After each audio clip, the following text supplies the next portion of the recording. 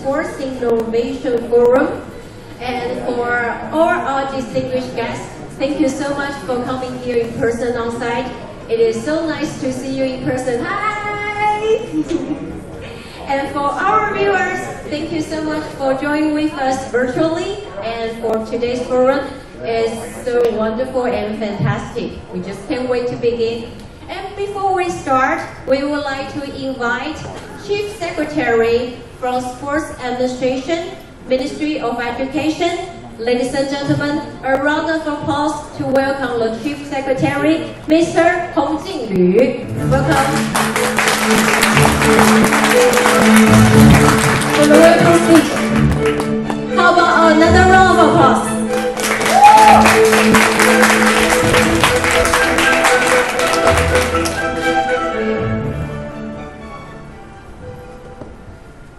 各位驻华大使、ASPN 伙伴，还有我们阳明交大我们黄金尧主任，各位现场线上的贵宾，各位先生女士，大家早安，大家好 ，Good morning。 今天很高兴能够代表教育部体育署来参加这个成果发表。那本次的成果发表跟以往不一样，我们除了第8期的成果发表之外呢，还结合了 ASPN 的伙伴以及国际创新团队共同分享跟交流。那教育部体育署 一直都很支持台湾创新运动加速器的这个计划，希望透过这个计划，能够让台湾的创新团队，让海外的国家也看到。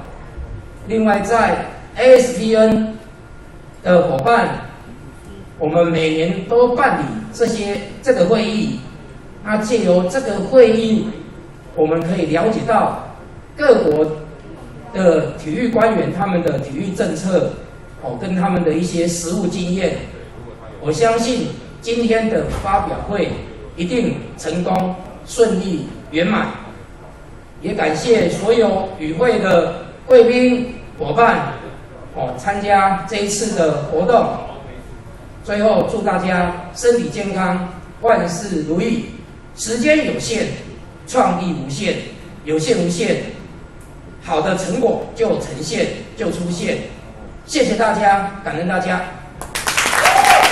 Thank you so much again, Chief Secretary, Mr. Hong Jinglü. And right now, it's our honor to invite ASPN Secretary, Dr. Heng Huang, to give us his welcome speech. A round of applause.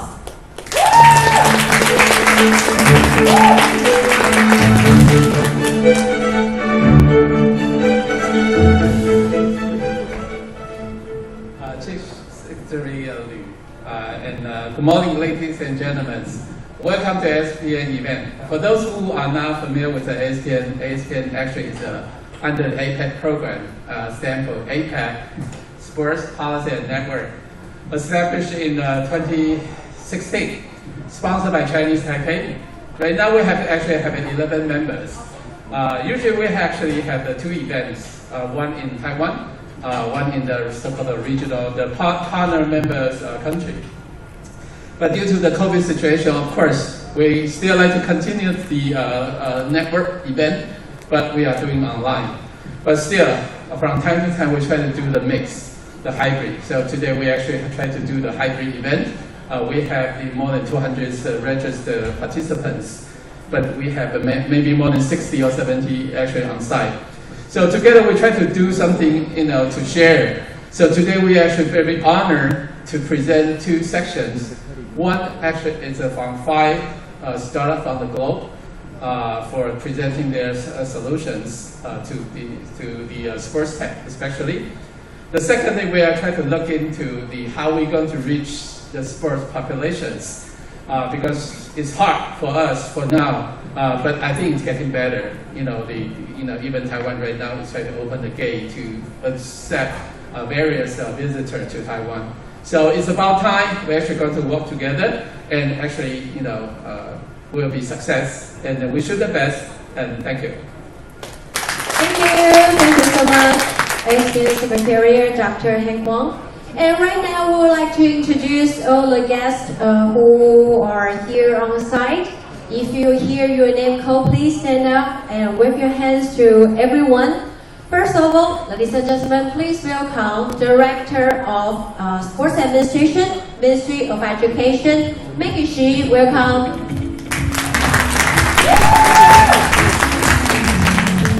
And ASPN Secretariat, Dr. Michael Lin. Welcome. And the founder of Quest, Mr. Fred Chen.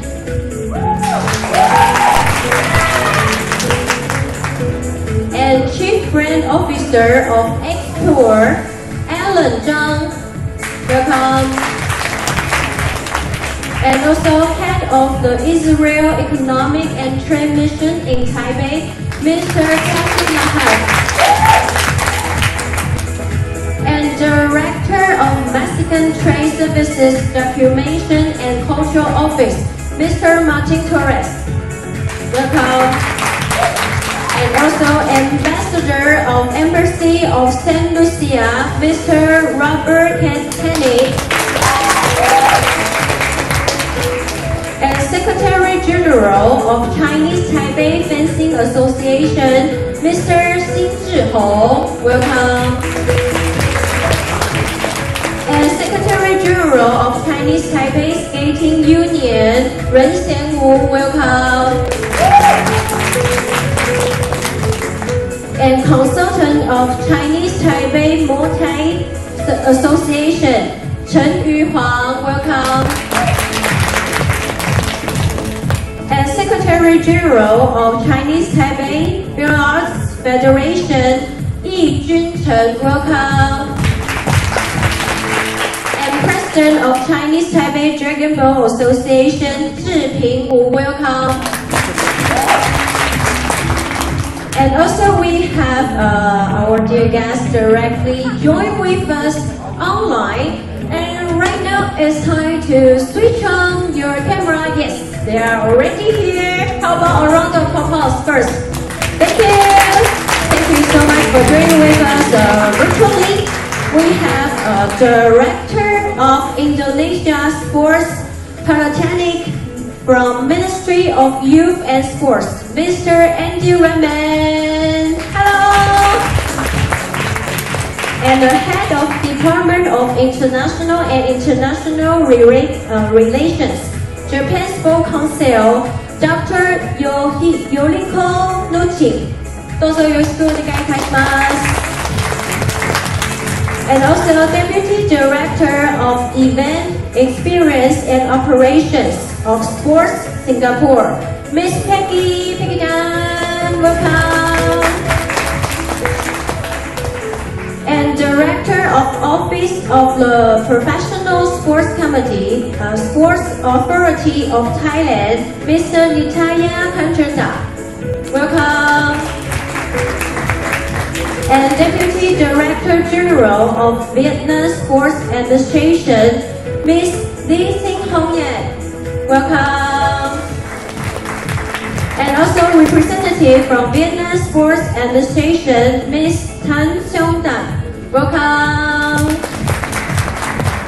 And also Senior Assistant Secretary from Ministry of Youth and Sports International Relations Division, Ms. Ho Sim Mian. Hello.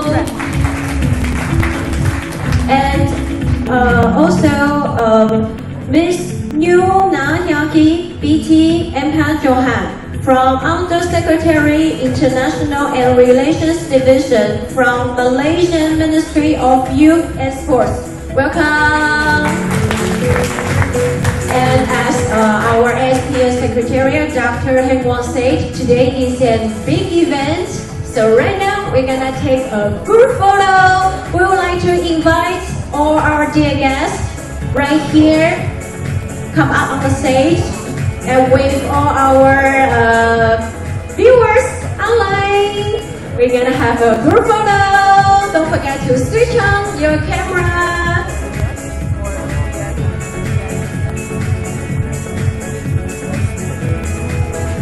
Also, we have another VIP from IOC Members Office Advisor, Mr. Victor Liu. Please come up on the stage. Thank you so much for joining with us today. And I heard that our policy, we are able to take off our mask and take photo. So just wait for 3 seconds.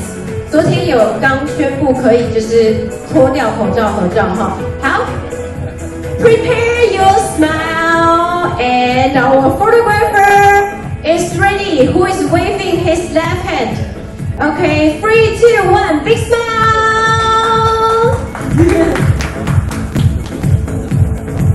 好吧 ，thumbs up。有拍到一张竖起大拇指的吗 ？Thumbs up。OK，thumbs up。SPS Sports Innovation Forum, awesome. Okay, thank you so much. Watch your steps. Be careful. Thank you.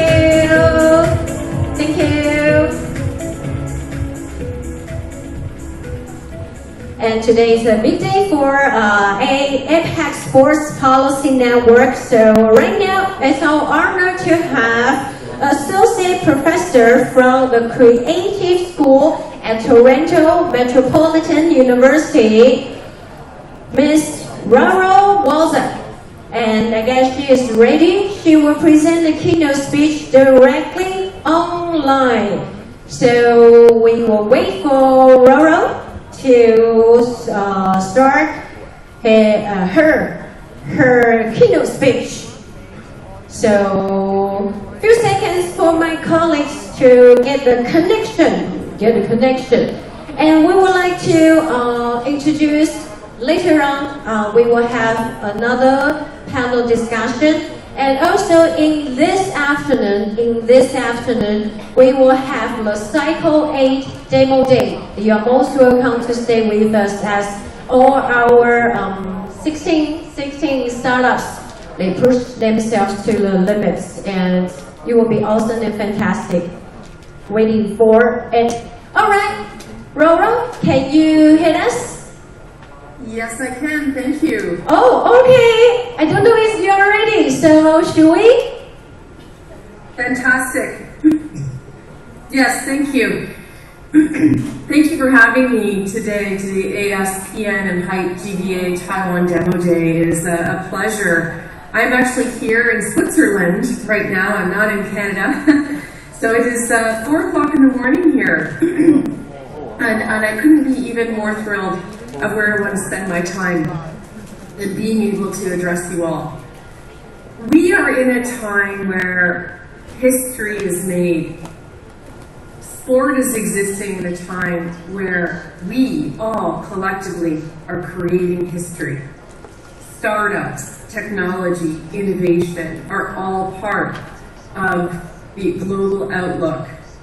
And it's an integral part of where sport is going. This is a very exciting time, and even in spite of some of the economic outlook, immediate economic outlook of what is going on around the world, kind of post-recovery pandemic, we are at this area of time where the pace of technology and the pace of innovation and the idea of being able to test and experiment, be resilient, and galvanize the opportunity is actually really exciting. And so I look at this as an opportunity and very optimistically of the future of sport and sport technology and innovation for startups around the globe. Next slide, please. So this here, if I was to be presenting to you 5 or 6 years ago, I would have addressed you in this forum, presenting to you the very fact that there is this huge competition for eyeballs in live sport. The premium rights, the competition for rights for live sport is fierce. That still is the case. But as we saw with the pandemic and starting in 2020, there was no competition for eyeballs because we came to a full stop, a grinding halt in sport, not something any business or any startup could ever plan for. So if again, 5 years ago, I'd be saying there's this competition for eyeballs, where there are more digital platforms, the power of the fan, the global access and engagement of getting sport around the globe, from Taiwanese baseball to America, or Major League Baseball to Taiwan, the Tokyo Olympics being postponed, and being able to still train athletes and bring them to the forefront. But the focus on monetizing digital and social media platforms, the ability to be able to create content and experience that content on multiple screens, is also very much where we were 5 years ago. So one thing that is consistent in the outlook and the trend is that technology, sport technology, continues to be able to bring us all together. It allows us to have an integral presence in home as well as in stadium. Next slide, please. So none of us here would be able, if we look back 5 or 6 years ago when we were doing the future trends and taking a look at where sports were going globally, we could never predict that a pandemic would occur. So we think about this from the standpoint, again, of a seismic shift in sport and how this completely created chaos in our worlds. But I think after we get past this pandemic, next slide, one of the things that I've found from Deloitte's research in the UK, they talk about this from the standpoint of from crisis to transformation. And us as startups and innovation, I think we have to look at this process and this journey that we've all gone through critically, from a critical lens and an assessment, to then actually look at where are the gaps that we didn't realize were occurring in our sport business, our day-to-day, and also in our future planning. But when we look forward to finding where those gaps and those opportunities are, for us to be able to be innovative. Innovation, you can't just snap your fingers and say, be innovative. If I actually asked you in a brainstorm right now and said, okay, let's start to be innovative, you can't do that on demand. But being forced into a situation to pivot, being forced into ways where you're looking at the trajectory of your business like never before, was actually a gift that was given us if we look at this from the standpoint of positivity that came out of this pandemic, which was horrible and again wreaked havoc, took lives in this world. So there was no blueprint that sports went through. We went through a crisis. There was a major, as I said, seismic shift, sports grinding to a halt, everybody being fearful first and foremost for their lives. That was the focus. So for us to be able to then go from a shift to a makeshift, because we were in paralysis, the whole world was in paralysis. We went to a makeshift. We started to see athletes around the world taking to social media. We saw fans creating that content and engaging and experiencing and getting that personal look and feel into the athletes' homes, to their families, their personal life. I don't know about you, and I talk about this here in Toronto with my students, but I found myself being addicted to LeBron James, NBA superstar here in North America, his TikTok and his family and their dances and the music. And I found that as a way for me to actually feel as though I have a sense of belonging, to fulfill that fan need, that psychological fan need. I needed to be able to feel that. And I'm one person of the billions of fans around the world. So if you can imagine what fans wanting to do, that sense of belonging, the emotional need of escapism, that a need for entertainment, especially at the time when we were all at home and not understanding what was going on in the world. So these psychological needs were being met. We then went into seeing things like the National Hockey League, and I'll talk about North American sports for a second, but also how these sports are going global. Basketball, the NBA, and the NFL, a virtual draft where they sent 600 iPhones and 600 camera kits to various drafts and prospects across America. Then the bubble, NHL, both in Canada and America, and being able to get content and broadcasting across the world, into Europe and into China. We know hockey was pre-2022, was a very big play for China and the Beijing Olympics. So this is where sports producing companies went remote.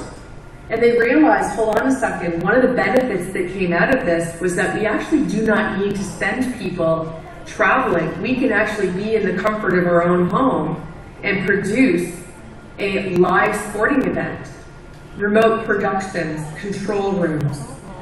The very fact that Major League Baseball and baseball in Taiwan, with the Taiwan Baseball Association, we saw this in terms of being able to bring broadcasts and streamcasts around the world by bringing in-home camera kits to the on-air talent. This is really exciting. And as we all go through globally, but also individually, by country, whether it's in Singapore or Taiwan or Thailand or Vietnam, we look at this from the perspective, or Malaysia, is where are we in the stage of transformation? Are we still in the healing process? Are we found the new normal? When we made a pivot and we made some immediate changes, the things that we needed to do for our sports business to be able to bring sport back, that return of play, to be able to engage with the fans when we had no fans. And when sport did return to play, we had no fans in the stands, but we were piping fans into the field of play. How did that impact? Was that something that we could actually take forward and learn from and integrate into the new normal? Or are organizations going backwards and saying, we need to slow the pace of everything down? That was a very busy, stressful time for everybody.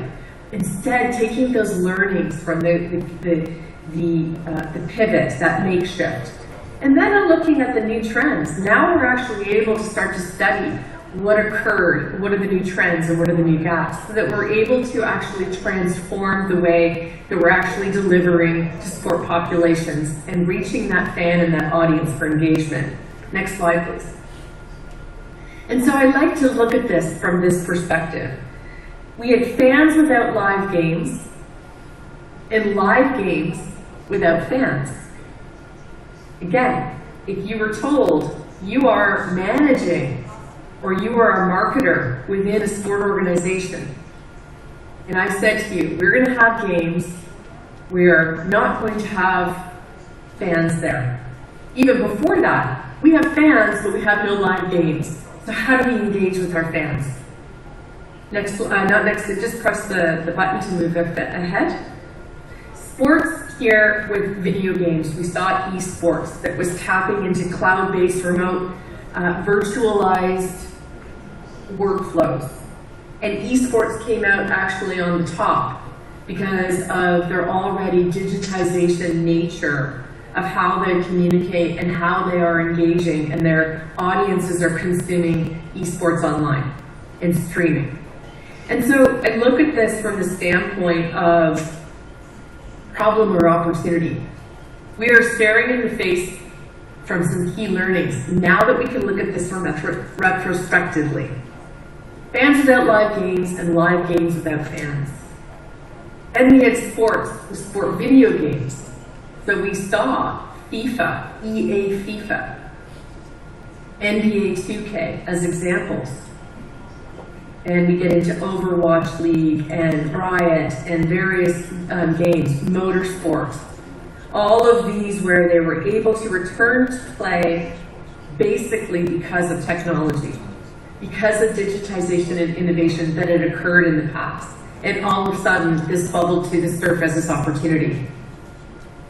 Next slide. So, thinking of this in terms of pace, I spoke to a traditional linear broadcaster in the Canadian marketplace as of recent, about 6 months ago. And I asked the question, tell me what are the key lessons that you learned from the pandemic when you had to pivot that you're actually going to continue to integrate in your business today? And one of the things that I was actually quite surprised about, actually it was shocking to me, was how the concept of the pace was way too fast, we had to pivot way too fast, and we need to slow it down again and go back slightly to where we were before the pandemic so that we can actually take an analysis and assess what occurred. The reason why I'm challenged by that is because for an entire 2 years, let's say, for sure for 12 months, sports was challenged with pivoting. They were challenged with pace. Everything needed to operate at a faster speed. We were forced and we were faced with looking at sport and using technology to do something with our fans. And so as athletes took to TikTok or to Instagram or to Twitter and social media, they brought us into their homes with their personal lives.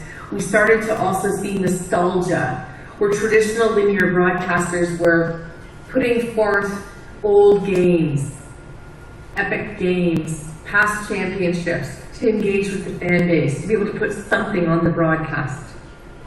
And then we saw some significant organizations like motorsports or like esports that actually thrived.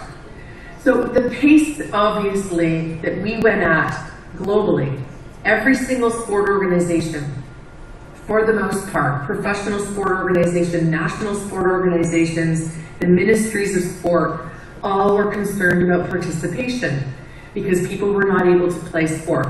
The grassroots level is critical. But the pace at which sport, from a media standpoint, innovated was key.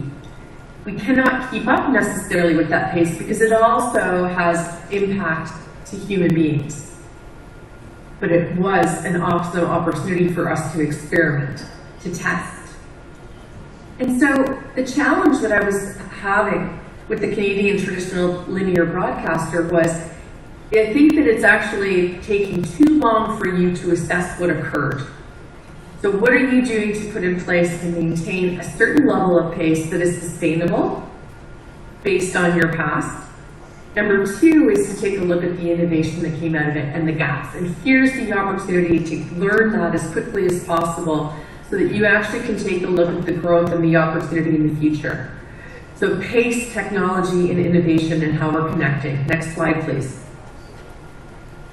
So, next point, so you just have to click a few actually, please, thank you. So what is driving global sport consumption? The first thing that I'd like to focus on, as we all know, is the participant and the fan. So the word fan originates from a modern Latin fanaticus. We all know these types of really avid, hooligan-type fans where we're insanely but divinely inspired. Move forward. Okay, so the first one, just keep moving forward till you get to the word trust. Fan experiences, younger fans and global audiences. Fan experiences are driving technology. There is a research study that is done by a consulting group, Capgemini. And they did a survey in December of 2019 with 10,000 different fans. And one of the things that came out of that was this massive impact on business and this key insight that they learned. And I'm going to read it to you. Fans who have experienced emerging in-stadium experiences with technology are more satisfied with their visit. Okay, so what does that mean? When you learn that fans are more satisfied with their visit because they've interacted with some level of technology in stadium, what does that mean? Well, there were two significant data points here. The first, commercial upside. They saw that those that experienced technology and had a good experience, that there was an increase in spend on merchandise following the event.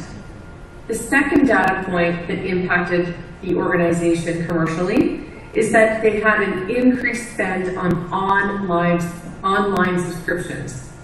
So immediately that research, we take a look at having this fan experiences and understanding that when they have an experience with emerging technology within the stadium, as one example, I haven't even gotten to talking about their experience in home or in other locations. But when we talk about that, we see that there's commercial upside. The second area that is driving global sport consumption that we really need to take into consideration is the younger fans and the global fans and that reach. Younger audiences are the audiences that are driving the use and the consumption of our emerging technologies that we're incorporating into our media, we're incorporating into our marketing, we're incorporating into our experience, our ticket sales, as an example. Anything that's going to impact our revenue. We want to be able to understand their motivations and the expectations that they have of us in effort to be able to deliver the best experience and to engage with them on a regular basis. Next point. We see also that fans in many sports, and it depends also globally where you are in the world. Not as much in Asia, but definitely much more in North America. Baseball in North America is aging. So esports, attracting new audiences, data intelligence, can continue to move forward on the slide, is that the fan data, to me I would put it this way. Fan data is golden, where content is king. That saying, cash is king in a startup, absolutely, cash is king in a startup. But we have to make sure that we are looking at this from the perspective of data and trust within the organization. Keep moving the slide forward, please, until I ask you to stop. Esports and gaming, attracting new audiences here is continuous. Please move forward. Move forward. Okay, so the trust. Here's where we're taking a peek at data, privacy, confidential, personal information. What is the tone of the organization? Are they moving forward from an innovative standpoint and looking at research and development as something positive to be incorporating into their business, to look at emerging technologies and how these can be incorporated into enhancing the experience, whether it's social, betting, using Web 3.0, real-time notifications, match updates, ordering food to be able to come to your seat. The role of technology and connectivity, as I said, is integral and very transformative to our space. Next slide. And so, how do we reach all of these fans? The one thing that I'll say from the Capgemini here is, do we understand our fan base? And I'll give you again some statistics. 74% of Asian fans that have experienced the use of emerging technology in stadiums. This is significant. Asian fans are ahead in terms of adoption and acceptance of the use of tech in sports. 69% of fans report that the use of emerging technologies have enhanced their viewing experience, as I said. So, sense of belonging, shared experiences, entertainment and escapism, understanding what is motivating, and the technology. My final minute here, I'd like to share a slide with you with some common categories.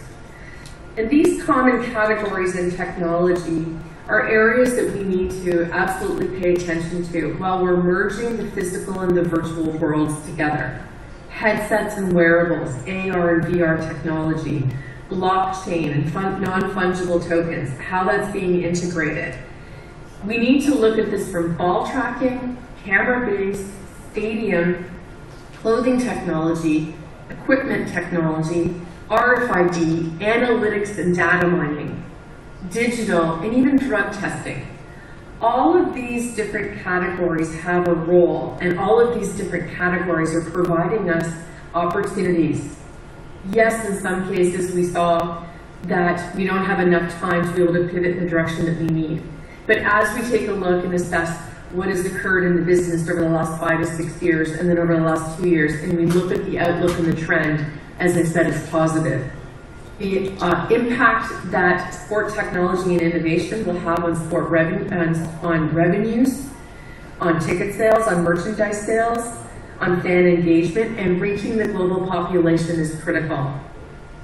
So I continue to advise you to look at the future outlook as positive, to look at what is going on from best practices globally, not just in your own marketplace, and let's join together and have discourse and conversation about sport technology and innovation.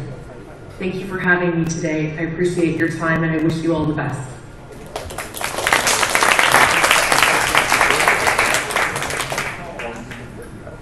Thank you so much, Roro. Thank you. And right now, ladies and gentlemen, is the ASPN demo show.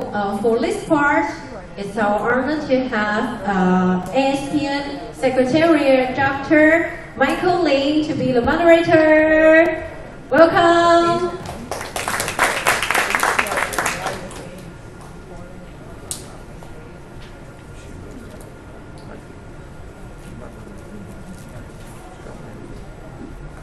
Hi, good morning. And on behalf of the ASPN Secretariat, I'm Michael. I will host this session.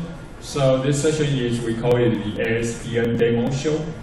And maybe you know that the ASPN stands for the APEC Sports Policy Network. So this time we have honor to invite 5 startup companies to pitch. And quite exciting, there are no local teams, right? All from the different countries, including the Singapore, Vietnam, Thailand, Hong Kong, and Malaysia. So they use their core technology to develop the very good services and also product in sports fields. So they have the IoT devices, they have the platform, and also to promote their very good technology in different ways.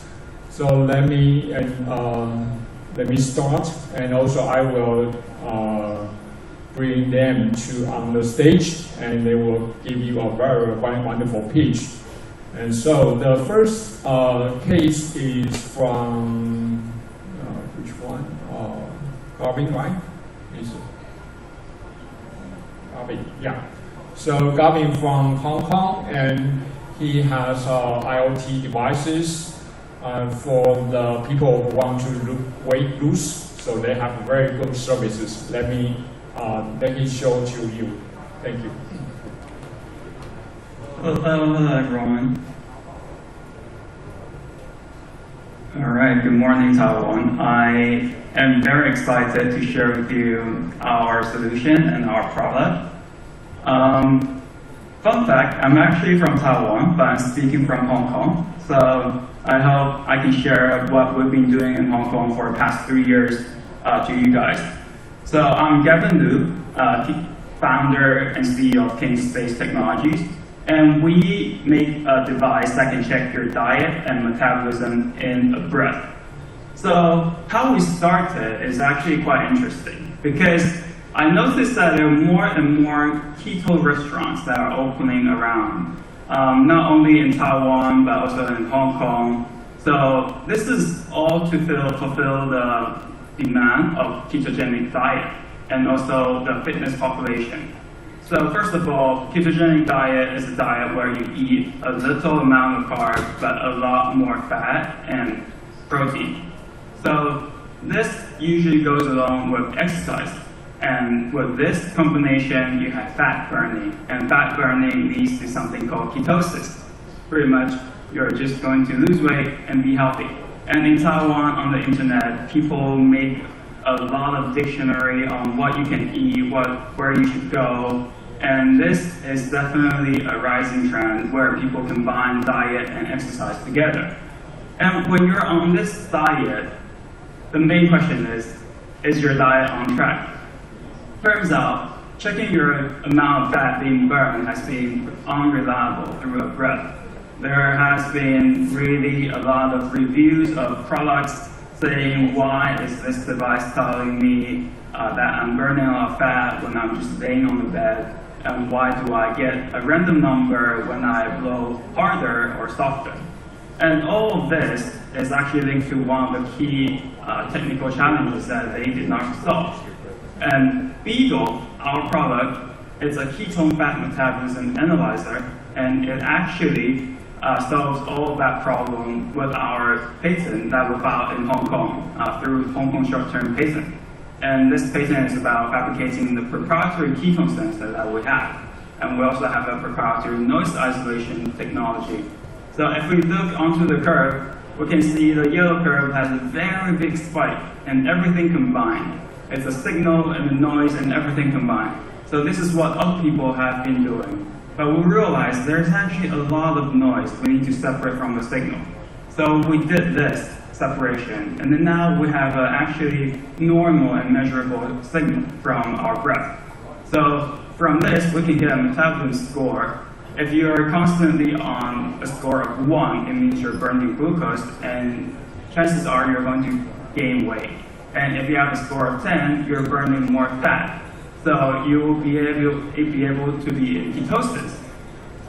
And our beta market is actually for fitness centers.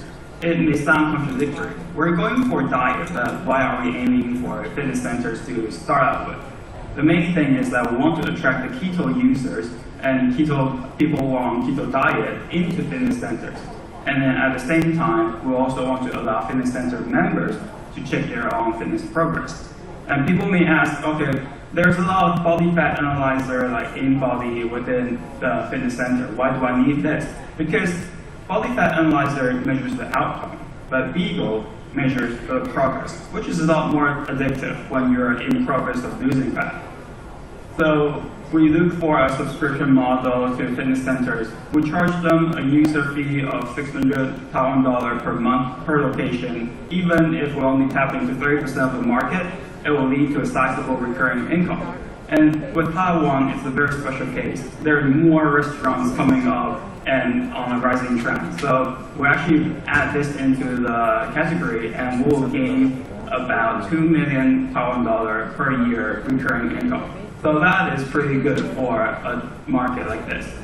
So our plan to enter Taiwanese market is by a lot of collaboration, and we need to contact people who are in high-end fitness center where we can use a lot of introduction to local fitness centers and sport industry. And on the other side, we also have a special strategy to do some sort of cultural exchange. We're actually marketing in synergy with a local Hong Kong creative sport brand that is about to enter Taiwan. So Taiwan has a much bigger culture in watching comics, and we thought to market with them. So this is our team. I'm Gavin Liu, CEO and founder of King Space Technologies, and I'm very lucky to have these two guys with me, Joe Wong as the operation manager and Francis Chen as our engineer. And in the past 2 years, we're very lucky to be featured on media, on newspaper, and even short documentaries. And now I really want to show you how this usually works in the Beagle. So this is a Beagle set. We put this station into gym, and then when users want to use it, they simply take it out, and then all they have to do is to hover over it. And after a minute or two, it will give out a reading. And this is the result of a lot of iteration. We actually start out from a device like this, and this device we actually have to put our mouth around it. And this makes any kind of sharing not possible. So we have worked a lot into non-invasively detect human metabolism, and we're looking to move into Taiwan for our market expansion. Thank you very much. Thank you, Taiwan. Thank you, Bob, and thanks for your presentation. And next our staff team is from Malaysia. It's B. So this is he has a platform for the runner. So especially in the COVID-19, I think he is very busy at this moment. So let's welcome the B. Shiyong. Thank you.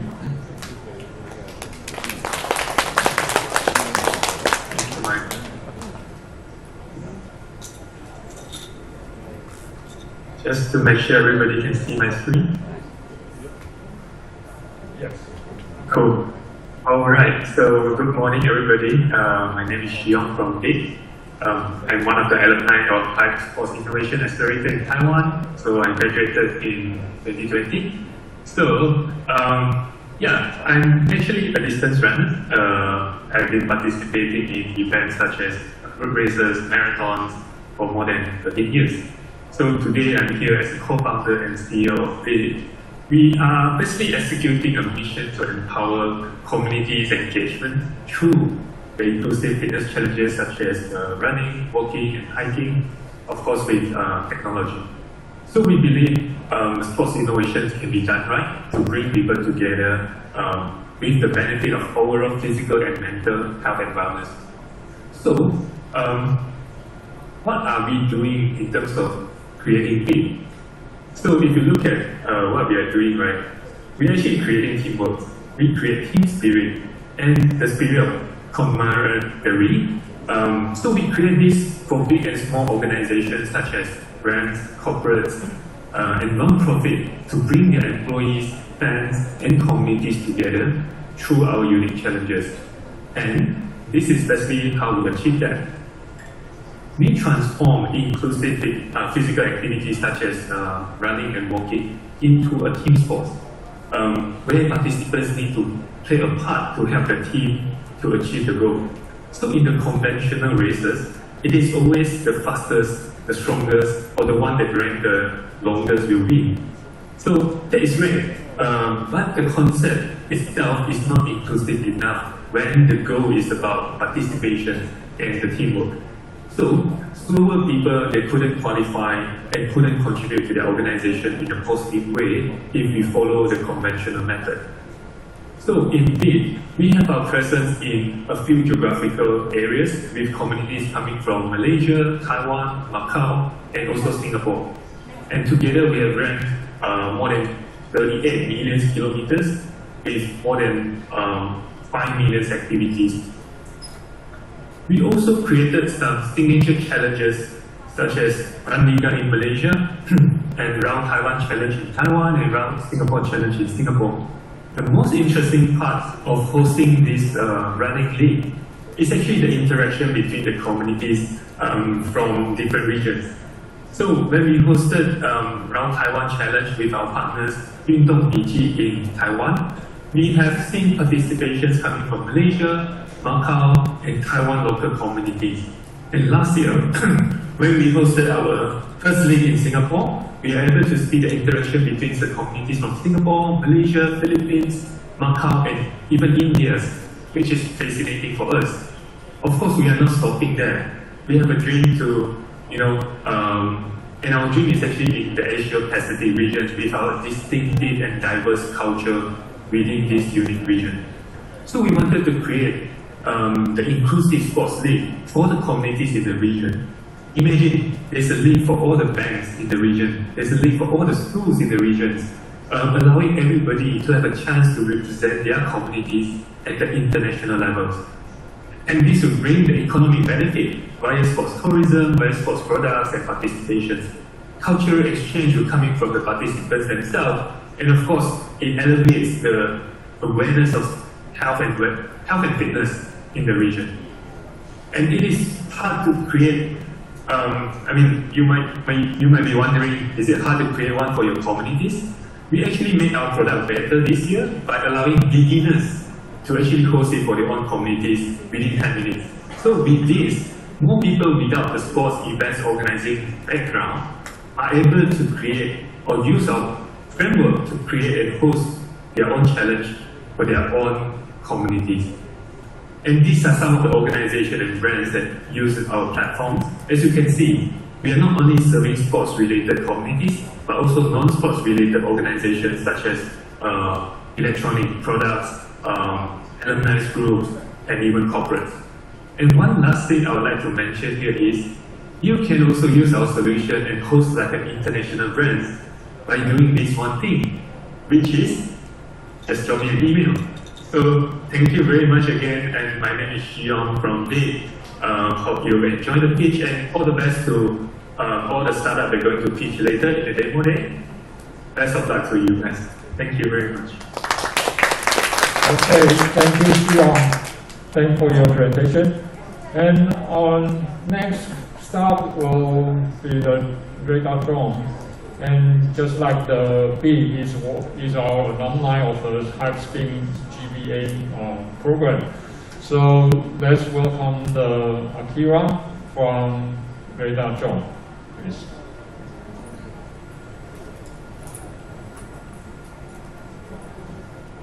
Okay, you can start.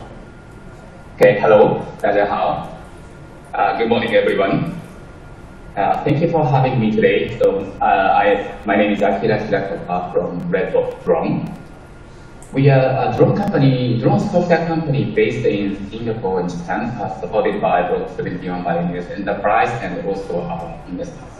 And of course, our company is in sports tech communities, Sports Taiwan and Sports Tech Tokyo. And I am one of the co-founder of the company, and he couldn't make it today, but the other co-founder is also moved, and he is currently based in Japan. And I am from Japan, but I am based in Singapore currently. And we are basically software engineers and drone pilots. And our company, so as well as two previous companies, we also joined Sports Accelerator Taiwan, which was 2 years ago. And on behalf of the company, Mickey joined the accelerator, the demo day in the last of the accelerator. So again, our company is a drone software company developing technologies for ease and safety of drone operation. And we mainly focus on two things, drone control technology and video processing technology. Let me quickly show you what we have been developing in drone industry. And this is one of the examples, which is drone remote control over the internet. So if you are familiar with drone flight, usually you have to be on site to control a drone. But with our technology, you don't need to be on site. You can control a drone from anywhere, such as your office, from your home. And this is this is an example of that I am controlling a drone which is flying in Japan, a football field, from our Singapore office.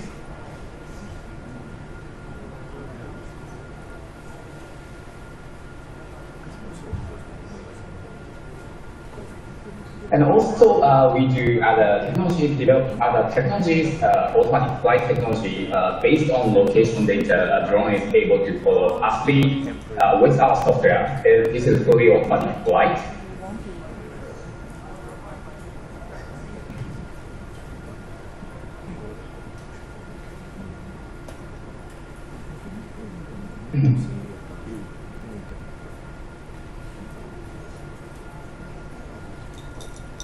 Right, and also we do also video processing such as object tracking and data visualization, which I will share shortly in the next slides.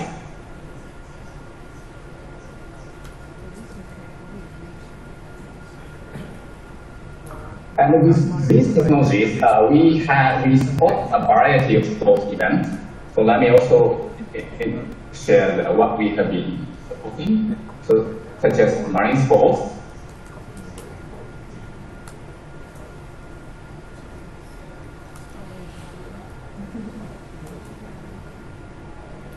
and also winter sports.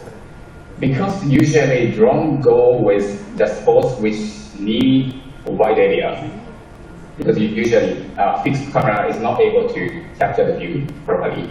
So that's where drone comes in. But also we support field sports, and currently we are developing a product we call it Sky Coach. So let me also introduce what Sky Coach does. And if you take a look at sports team or team performance, so you want to film your team football game or rugby game. But the issue is video angle by camera or by your iPhone is always low. So the footage is difficult to analyze. And currently drones are increasingly being used to capture the view. But it requires the operational knowledge, but also it's not always easy to control. So our solution is, so SkyCoach increases the ease of drone operation and for field sports through automatic flight. And basically it does two things, so drone flight automation and video analysis. Let me share with the output of the data visualization. So 3 steps. So we fly drone to capture the view, and we do video processing and add data visualization on top of the original video. So as you can see, the defense line and also the number of the distance of each player running.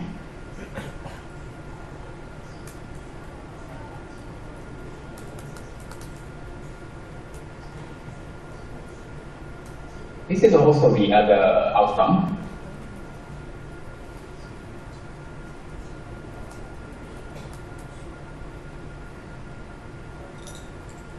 Yes, so the SkyCoach is currently in development phase, and we fortunately got an innovation grant from Sports Singapore.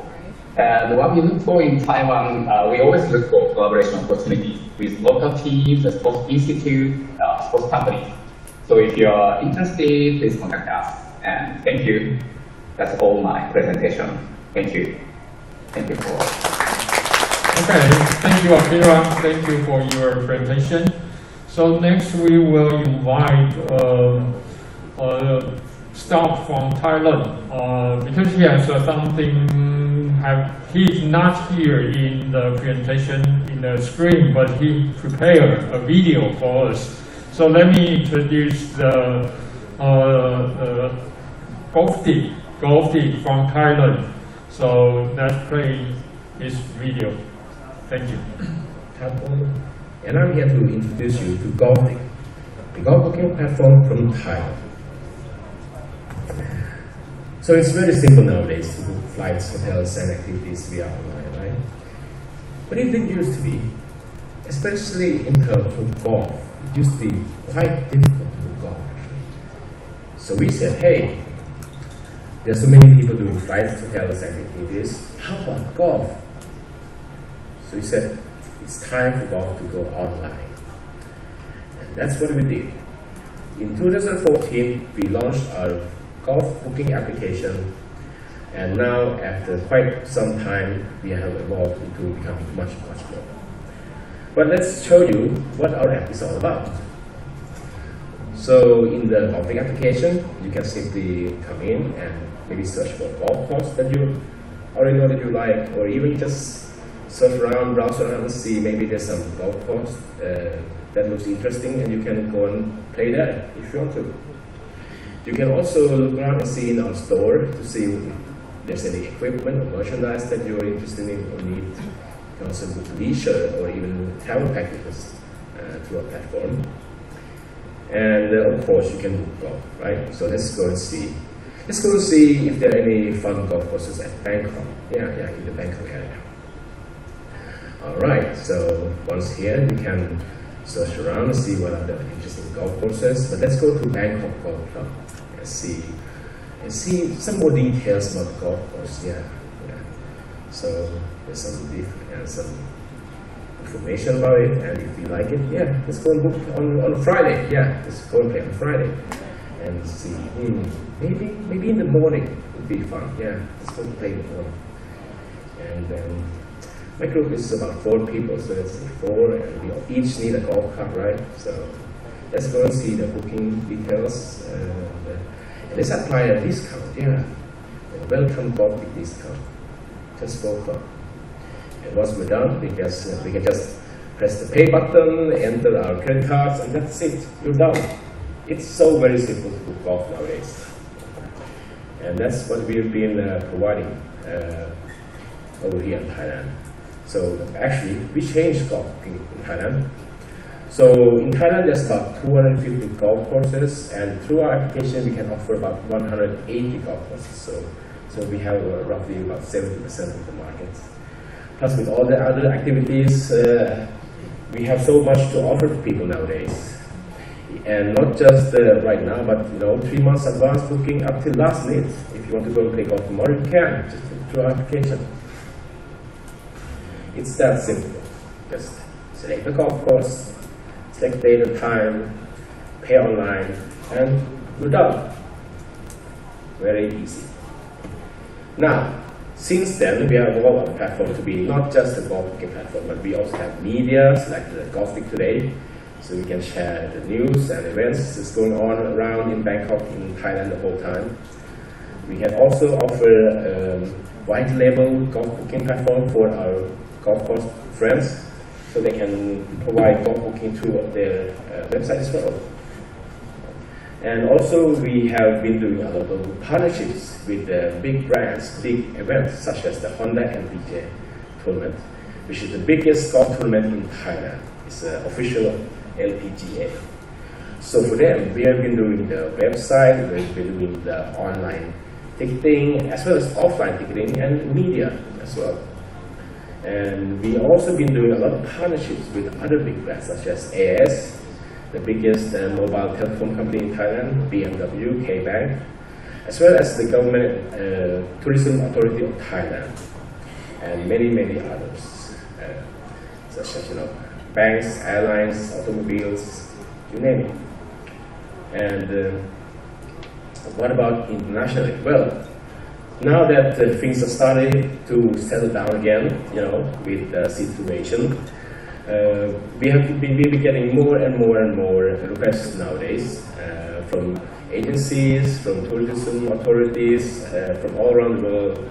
Now people coming back, now people wanting to go out and enjoy themselves and take off once again. So we are really interested in working with you, anyone who is interested in the tourism industry or in the golf tourism. So please do feel free to contact us, and I hope that you enjoy the rest of the event.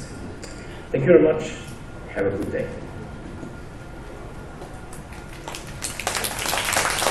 Okay, this is a video from Golf Day.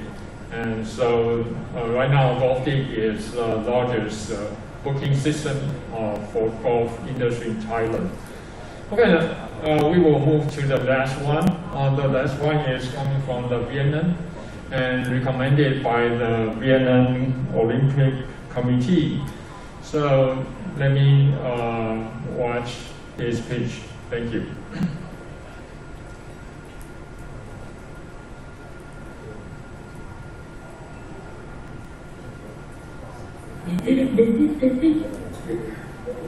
Hello everyone.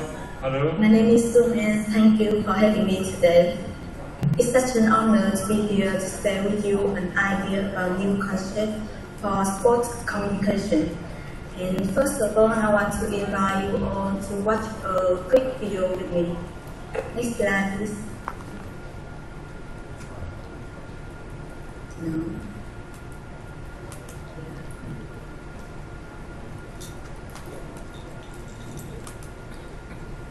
Can you click the space?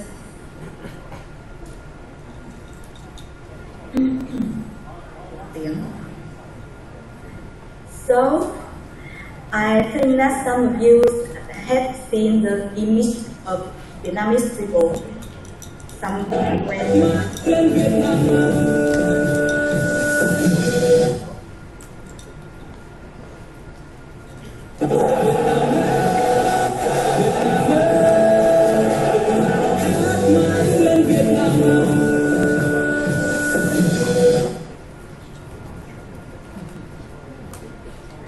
So, I think some of you have seen this image of Vietnamese people somewhere in the media channel. And yes, that's the image of Vietnamese celebrate an historic event when Vietnamese male football team became the runner-up of AFC U23 Championship in 2018, which in Vietnam will create a new word called Đi Bão to express the crazy celebrate activation. As you can see, the sport can bring us together and it has many potential. But what is the real reality? I will show you some. Look closer. 80.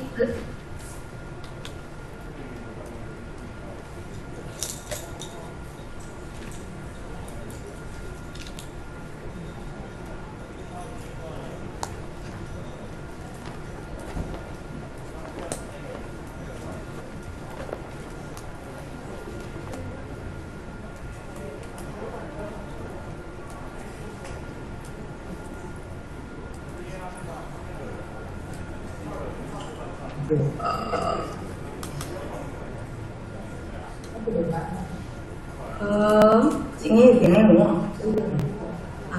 Can you translate? next slide for me, please.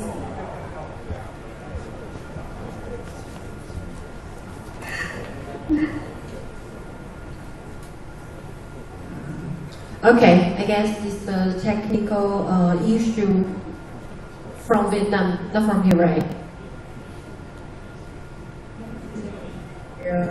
Actually, we can hear you. Hello, can you hear us? Yes, can you change the slide for me? I didn't see the slide changing.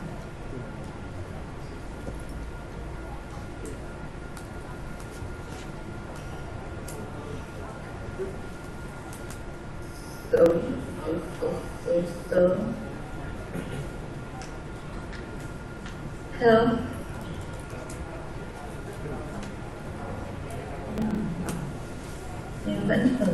We will directly control the PowerPoints directly from here, so you can continue your presentation.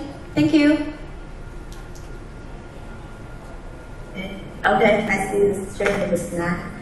So, 85% of Vietnamese people is concerned about football, but just 70% of that 85% don't understand football clearly. They don't know the definition of maybe defender, midfielder, or why can they get a penalty. They're totally blind from it. So next slide, please. Sport can consider a religion, and it can make people create a level of faith and devotion into it. But that religion, language, is going unheard. People don't understand that language feel really into sport. So we need someone or doing something to calm this and knock that barrier down. The question here is who, how, and why. I'm going to share with you an insight, and I think that everybody gonna accept this insight. Everyone is attracted by beauty, and if there's one thing I know for certain, if you say to me that you don't attracted by beauty, then you are a liar. So we need cheerleader, we need pretty fan to high up the sports atmosphere, and no one can deny how effective is it. So we create a new communication concept that is Miss Sport photogenic. I think some of you may have a question, why sport and why beauty? Sport beauty is more like energy and not beauty, and there's plenty of beautiful women out there who's really into sports, but they doesn't have don't have an official brand name to attract the whole society attraction to sport. So, Miss Sport, Sport and Life, John magazine, do that, and there's sentence that I think some of you may heard about. The empire on which the sun never sets is really works with the U.S. nation become powerful after 2 world wars, and they spread its control around the world. So the logic is economic first and control next. But on the other hand, we can see, no, this is the previous slide. Now this slide. Yeah. On the other hand, you can see how much Korean can get from K country. And we are going through the idea culture first, economic next. But how can we create a new culture? Yes, here's the model. We are connecting amateur, Miss Sport, and sport activator activation and athletes together, unite, and our mission, next slide please, is to educate, engage, inspire, and entertain. We want to create a new platform that can transform casual spectator into customer. And this is all of our idea. If you are interested with the ideas, then please feel free to contact us. Finally, thank you for listening to the end.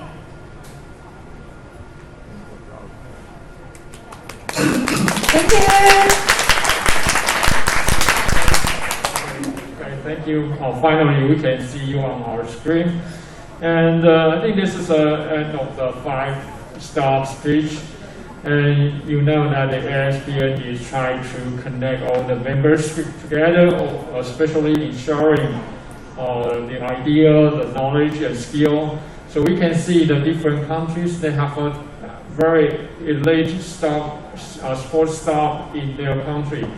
So that's very amazing. So next, before the ending, we have a few minutes. I would like to invite the experts to share their comments and share their idea on this stock company. So first, I would like to invite the experts from Vienna. So actually, we have experts, Tom from Vienna, and she will give us some comments on those 5-star company. Okay.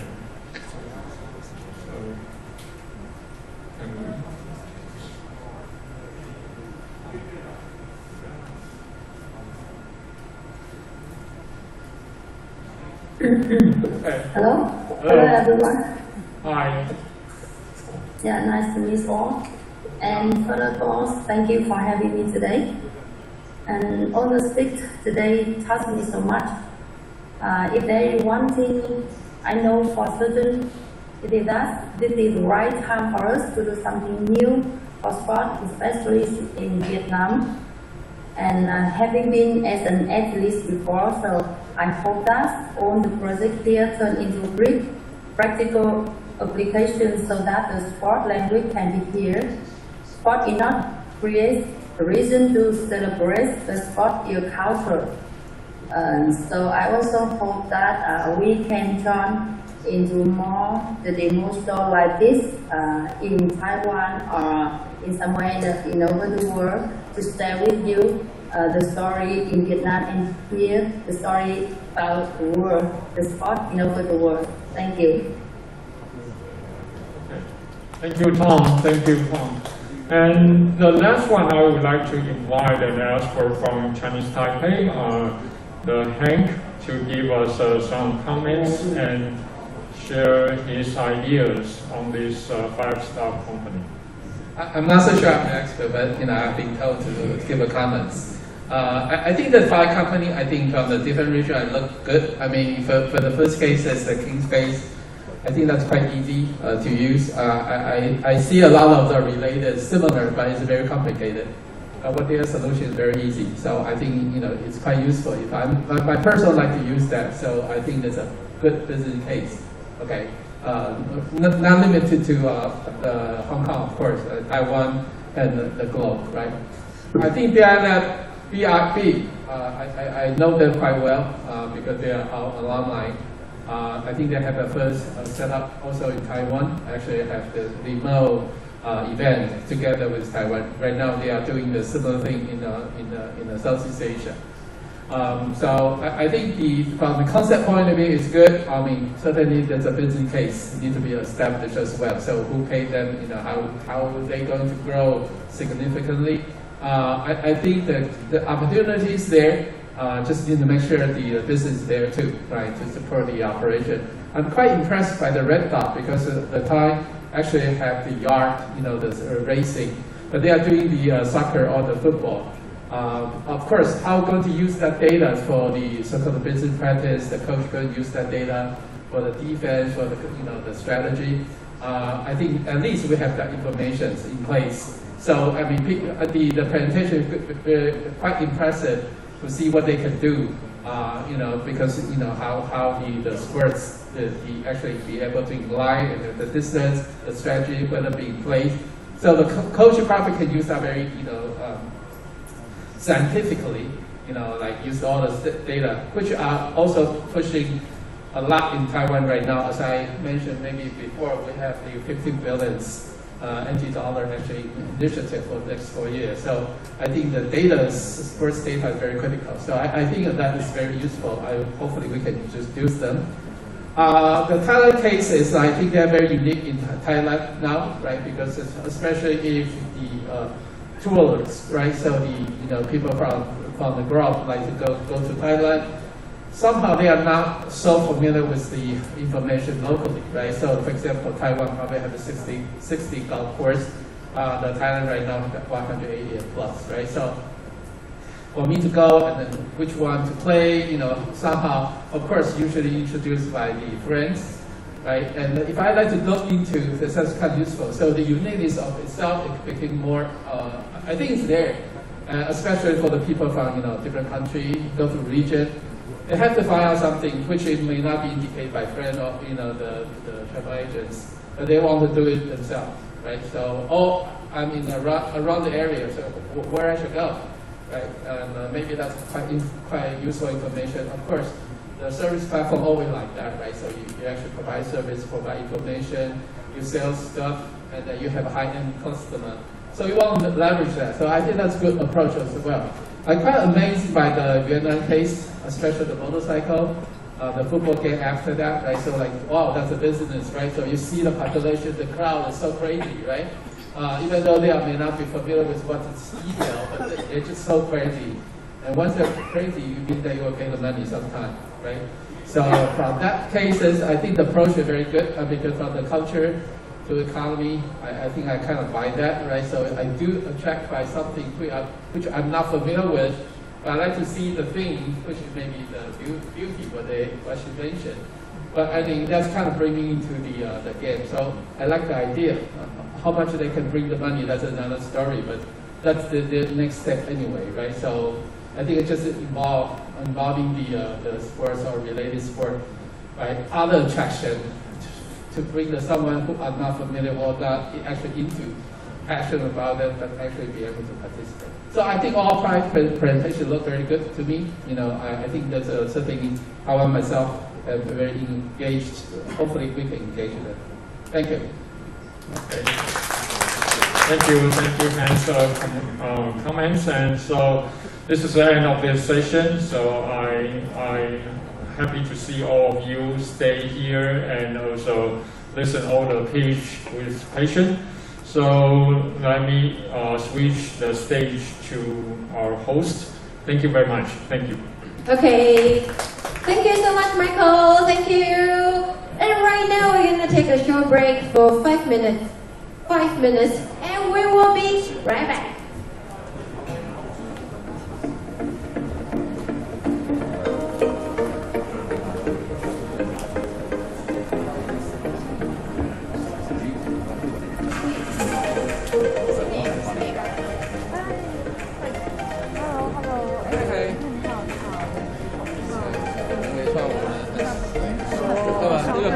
公司很大，这个常常会见到不同的人。我们所有的老板都是超大的。对，他们现在要 sponsor 我，这样好像智慧医疗是你们是要 sponsor 的。我们的老板，因为我们全部都是现在的老板。庆长，姚什么姚？庆姚。那是对。另外是业主，对，他也好像 sponsor 他2000万。其实交大我们老板都是啊，交大帮不是。那我现在就是我们看清看价格上面然后另外一个就是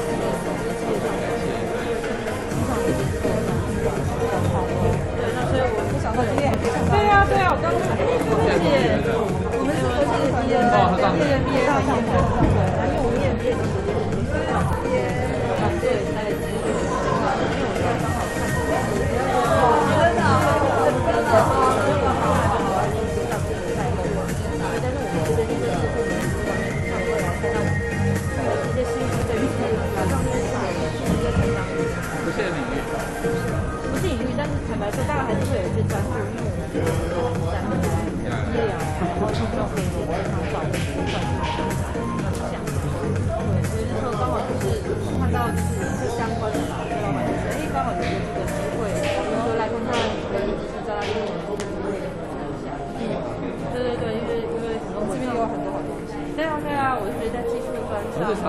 Eric， 对，因为像我另外老板然后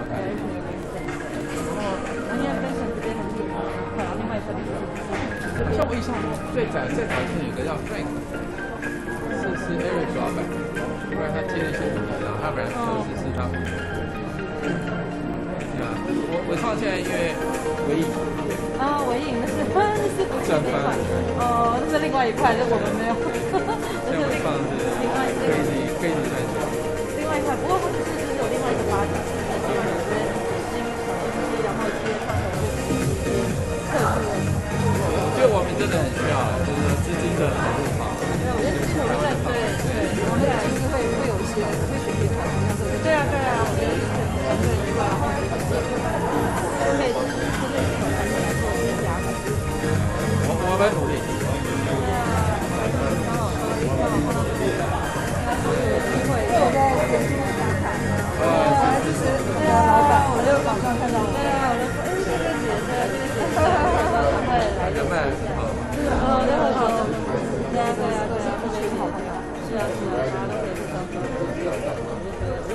不错啦，因为我们刚好在运动这方面这块，未来就是可以完全新的一些方向，对，然后所以就想因为我们现有的产品是一些什么染色器啊、这些结块跟运动器材，可是说其实大家比较好奇是说，因为你们是让老板跟说技术这个整个商业化、商品化，那量子这块是强调，可是怎么样用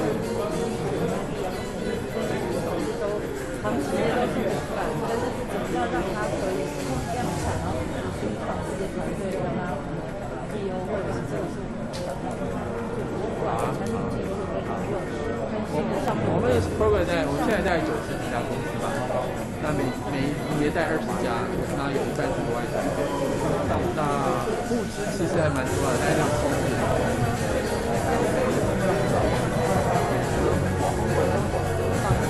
真的是，我觉得有些刺激，蛮好的。看到国外团队也可以蛮真的，我们就是觉得说，要换位思考一下，就是我自己不同声音，真的对啊，爵士哈，因为我们是不一样的，对啊，我们也是觉得是这样，你透过新才知道说，因为大家都想说，现在大部分都看到的都是对，有个才因为外面都是小鲜肉，对啊，我觉得大公司就是他就说大项目，因为我们说到这些团队的刺激，然后感受到国力商品，然后我觉得这创意这块我们有在好啊，因为我们就是有对啊，我们团队要去推广，好啊，对啊，谢谢贝贝姐，对啊，所以你现在就是还是生医吗？我记得之前贝贝姐因为我们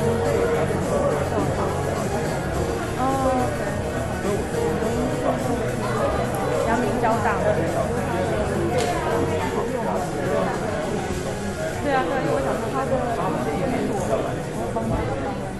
Alright, ladies and gentlemen, we will soon begin our second part of ASTN Sports Innovation Forum. If you hear my voice, please come back and be seated. Thank you.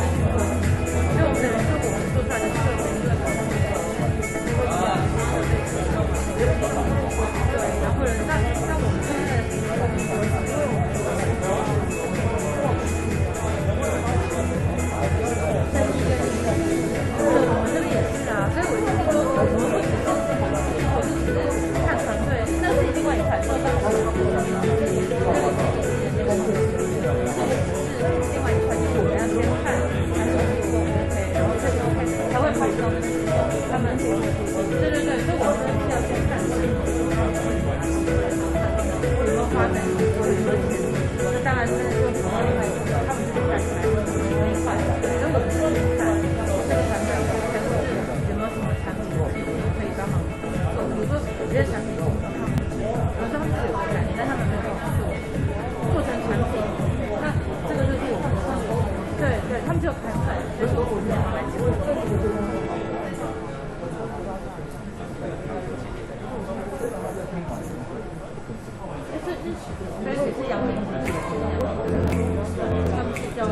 以你们还是在一起的。我知道，可是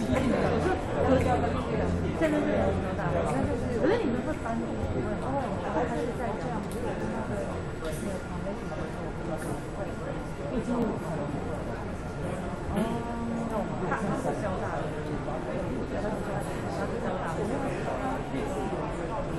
，Alright, ladies and gentlemen, we will soon begin our panel discussion in 10 seconds.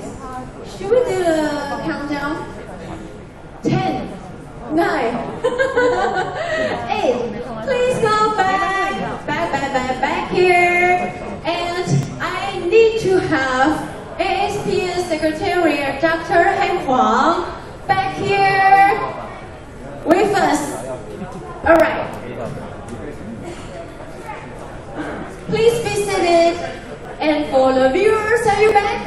Okay, I hope you guys are back. For this ASPN panel discussion, our topic is New Era of Sports Future, Channel to Reach the Sports Population.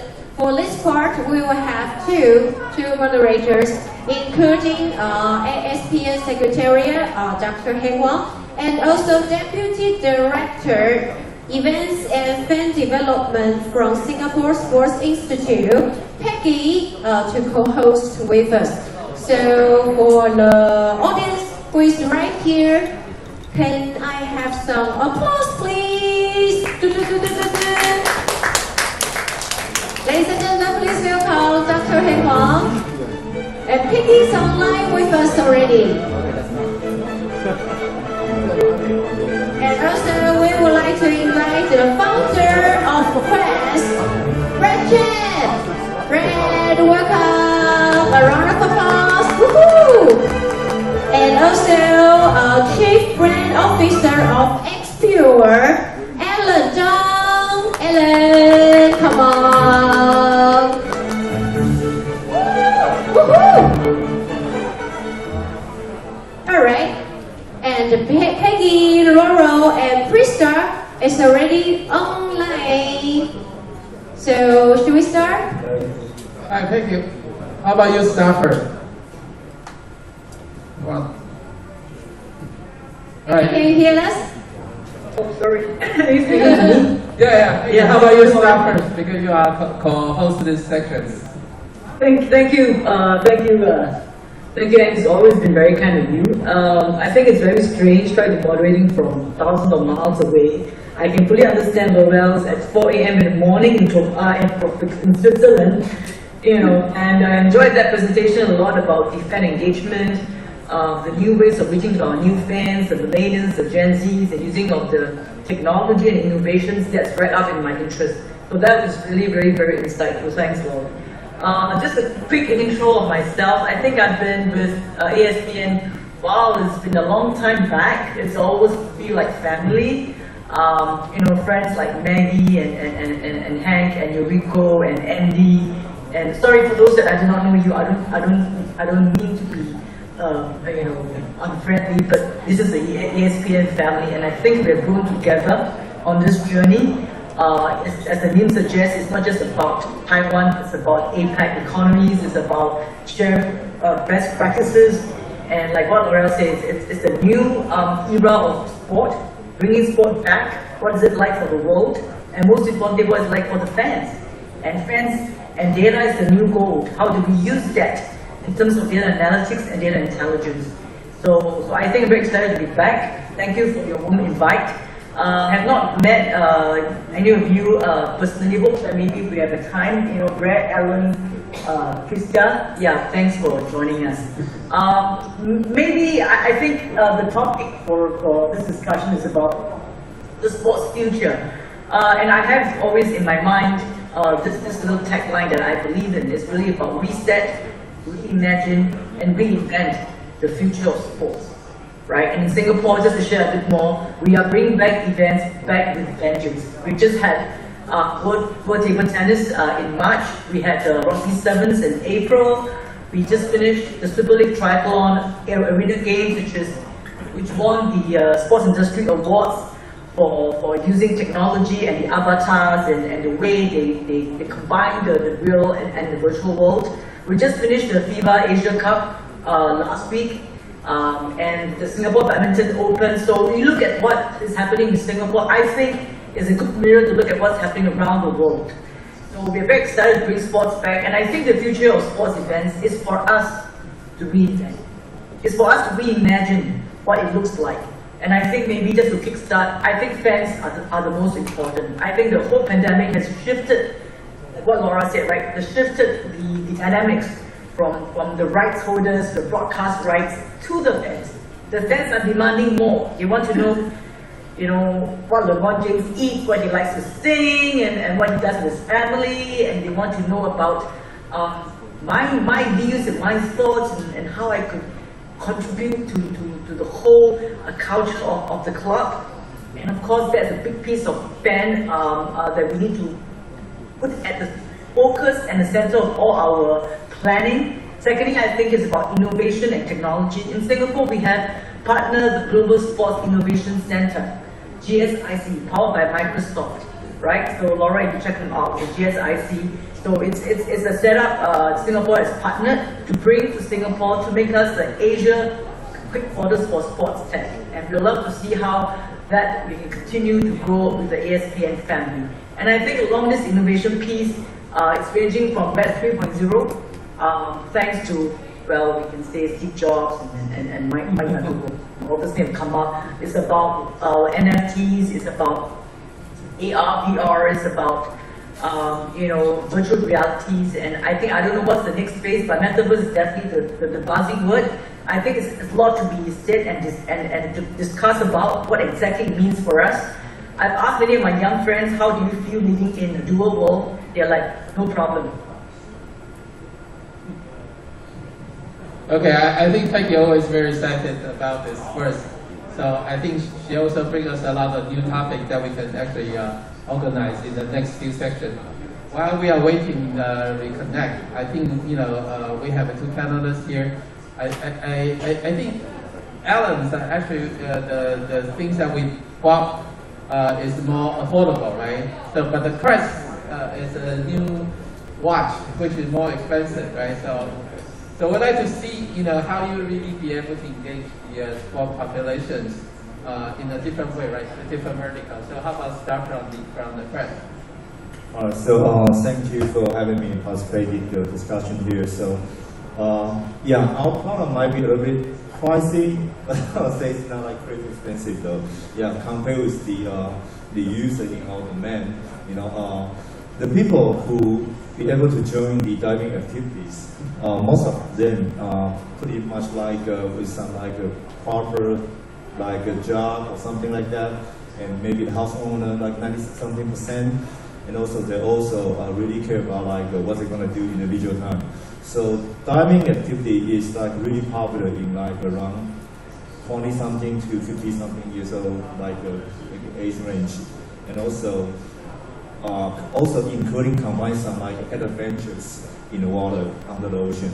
So that's why for the past like 5 years, the growth rate of the diving population about like 30-40%. Especially like in like Southeast Asia area as well. That was before COVID, by the way. So the people who able to join the activity like this, so the product pricing is around like maybe $300 to like even $1,000 per unit. It's quite okay for them. Just like a golfing as well. Yeah. So. We also provide lots of feature and function for our products. Yeah, not just about like the record, the initial information in the water, but also provide a lot of safety factors and data during the dive. So it's become more and more like essential equipment for diving. So that's how we approach the market for the past 3 years. Okay, do you see the using the technology actually increase more population involving the diving? That's for sure though, because it's getting like I said back to like 20, 30 years ago, when we talk about diving, and the first image people think about like, you know, the marine something like is that yeah, it's like you have echoes in the water though. So back to 20, 30 years ago, when we talk about diving, the image in your mind is like, you know, G.I. Joe, marine crew, something like that, the really harsh. Yeah, but right now it's getting more and more safe, and the way of the education system, training system is really easy and safe right now. So that's why, and also the new gear, new technology bring on the diving. So it's getting, pretty much can guarantee it's really safe. Actually, it's more safe than like a soccer game. Yeah. So before that, you have to, you know, estimate and write down the table you want to dive. But you might got some slightly chance to get advanced, which is decompression sickness. Right now, with the technology we use right now, is you really don't have it actually. I have been down more than like maybe 2,000, 3,000 dives in my life by far. I get only one time advanced, but it's not because of diving, because I want to rescue someone. I got advanced. Yeah, so it's not counting. So I would say it's very safe though. Yeah, I tend to agree because of the, especially young generation right now, it's a must. You know, they have to must go diving once, you know, and then become like hobby and then want to go do more, right? So I think my son and their friend, they're going to do diving actually next week. So hopefully it's very safe, right? So I think in the future, probably your product can be cheaper for our members. Oh, totally, for sure. Okay, so you know we get a big discount here. Alan, how about yours?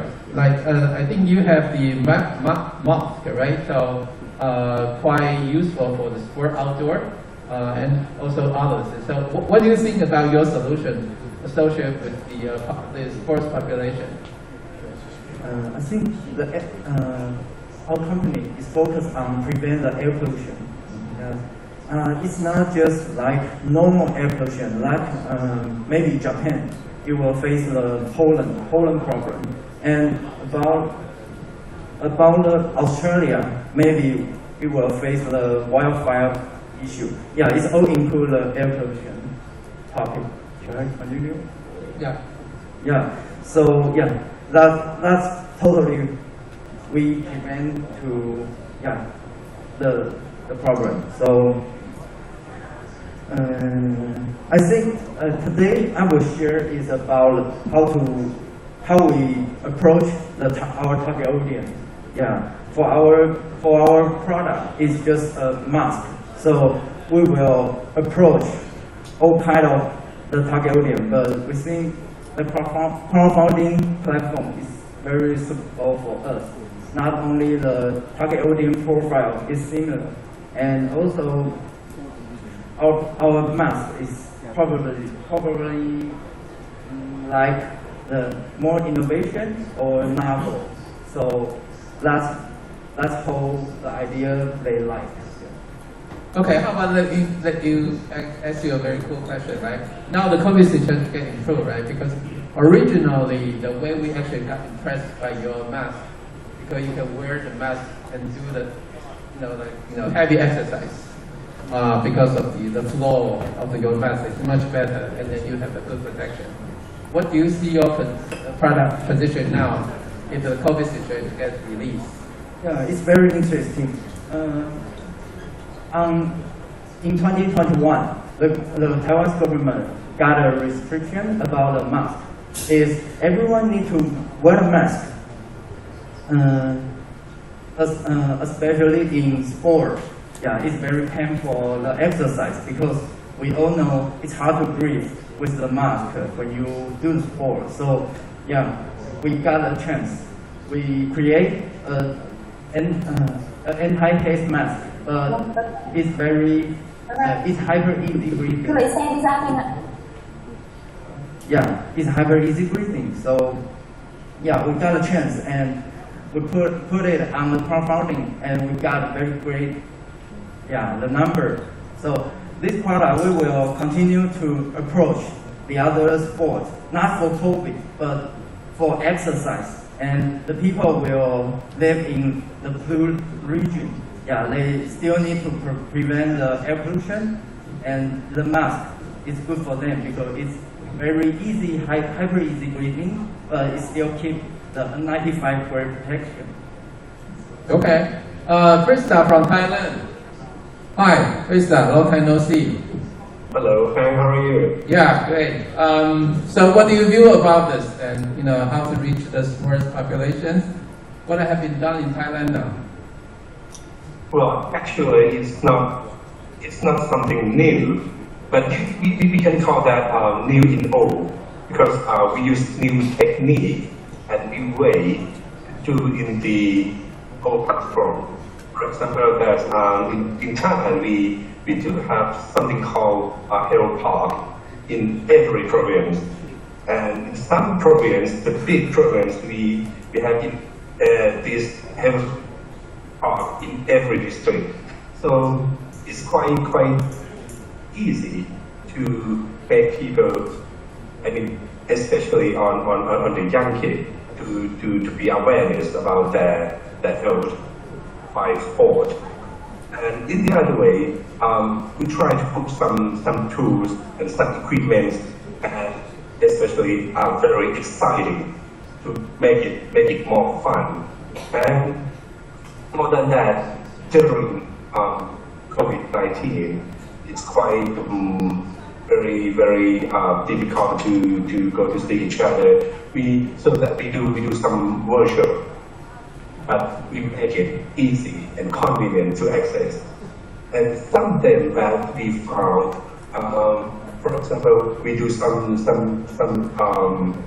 virtual game, and for example, some virtual run, and they have some match together, recording, and someday we said that to be the real one, and they feel like to die for to go to see each other with the other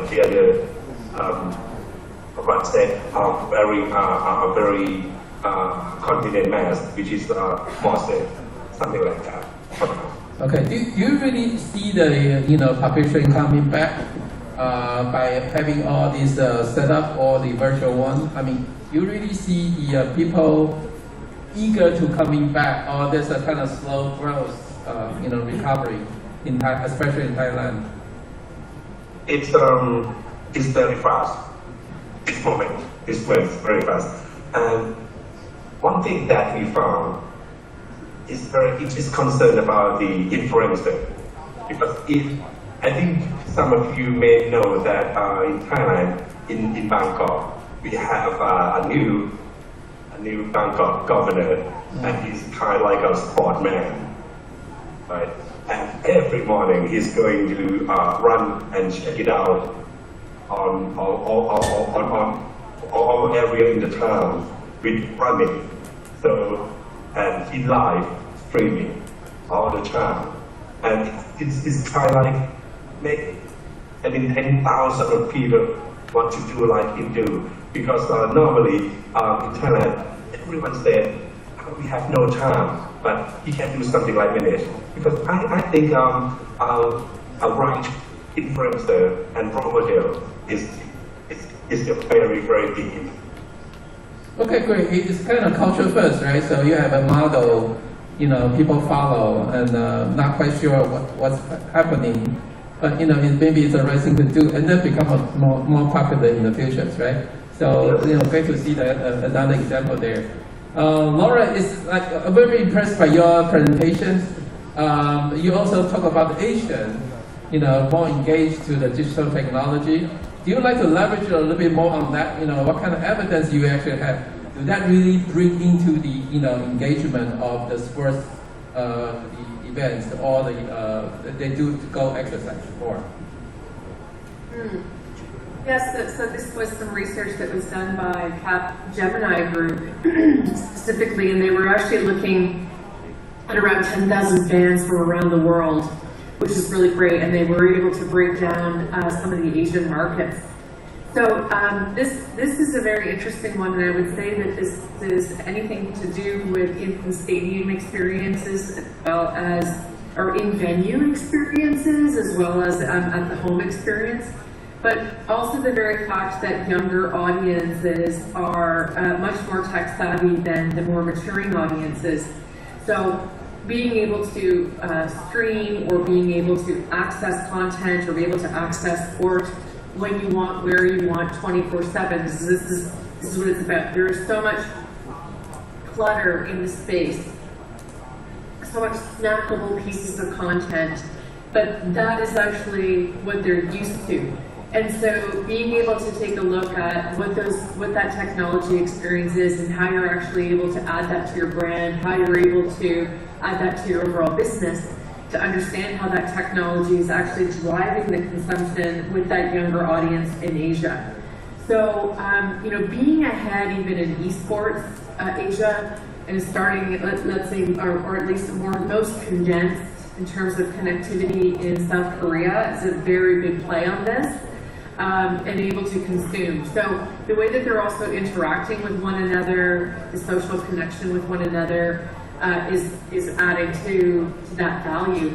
So the very big ones really from an esports standpoint, what we're seeing is India, Singapore, and Hong Kong are very big areas and where the audience, again, according to Capgemini, is consuming much more on streaming.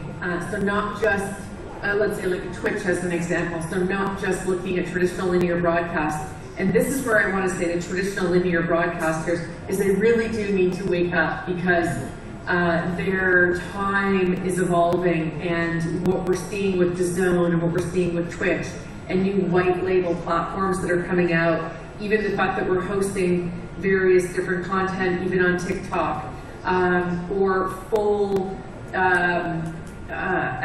applications on other social media platforms is disrupting the industry.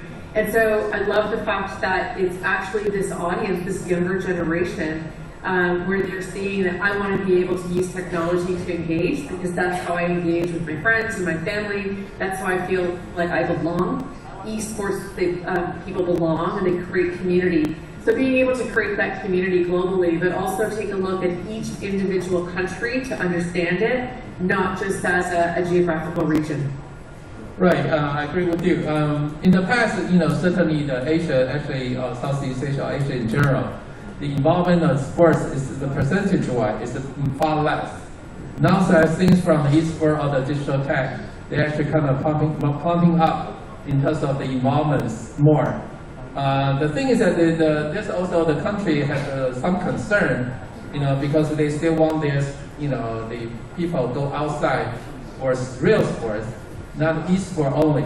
So any comment on that specifically? Because I think that maybe this is a cultural issue from the technology point of view. I think the Western, they must still have a much more advanced in terms of the pay engagement solutions. But still, I mean, it seems that from the study, the Asia actually involve more, or the growth is much faster.